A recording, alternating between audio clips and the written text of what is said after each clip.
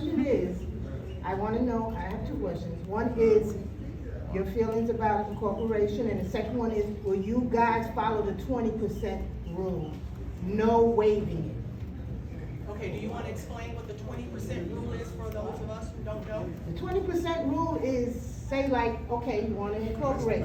You have to get 20% of the voting, registered voters to sign your petition saying that they want to be a city. That's the 20% rule. I've seen it's been waived from your predecessor, and we're gonna fight it again if it come up. Do it the right way, follow your own law. You made the law, follow it. I wanna know, will you stick to this 20% rule? Can I answer it first? Yes, sure, we'll start on this end. Go ahead. For that question, I can tell you yes. We're gonna follow that. We're gonna make sure the residents decided whether or not you need annexation or not. That's what I said before. We're not gonna change the rule. At the county level, we're not gonna decide it that we wanna annex this area. Yes, we're gonna follow the 20% rules.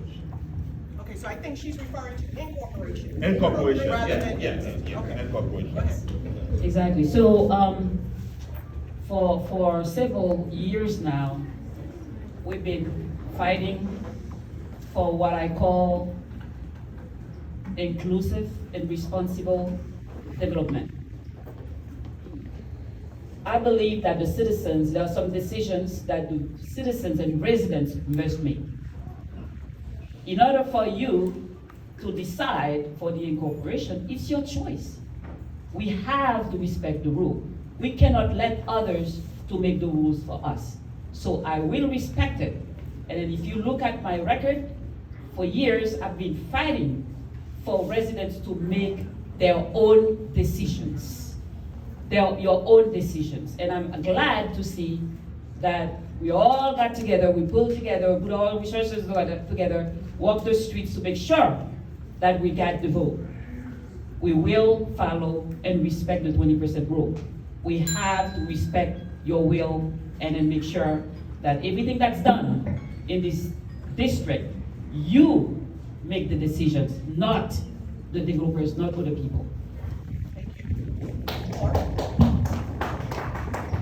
Based on tonight's events, you got one municipality, two events at the same time. We got some growing to do. We got to address how we can act like adults in the same room. I think we all agree that the 20% rule is a just rule. It should be followed. But my job, if elected, is to bring this community together so that we can act like adults in the same room. There's no way that what happened tonight should have happened. With two meetings, one municipality, two meetings at the same time. We got some growing to do. I'm gonna be straight with you. We got to have some adults in the room to avoid this kind of stuff, because we can only overcome the problems that we have if we work together.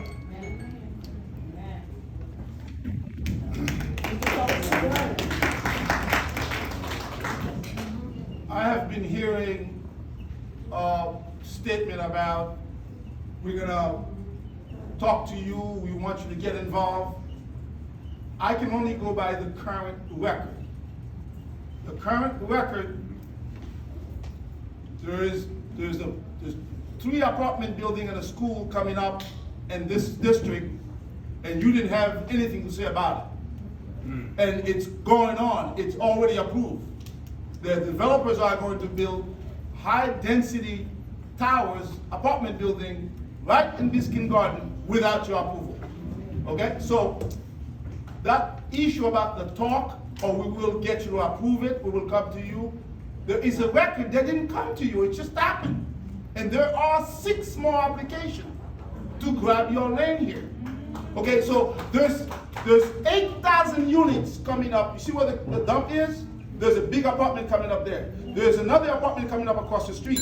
There's one in the corner. The church is sold, another apartment coming. All that is gonna be lot coverage, driving the water towards you wherever you are, because water is a closed circuit. So we are going to be underwater unless we go out there proactive, elect somebody who understands the process.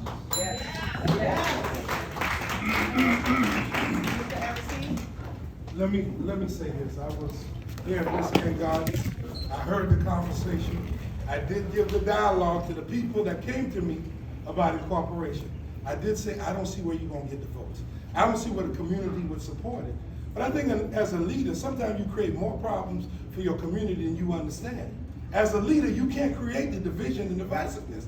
If you would have done it the right way, instead of putting a waiver, the leader put a waiver. Not the residents putting a waiver, not the people that wanted or was against it. As a person that's coming as a leader, we can't play those kind of games. If they say you gotta go through the map, you gotta go through the map. It's better for you as the leader, and it's better for the community. That way you don't run into what we're running into now. Like he said, and I agree with him, there was 2 meetings because somebody's upset, it didn't happen, somebody was not supporting it.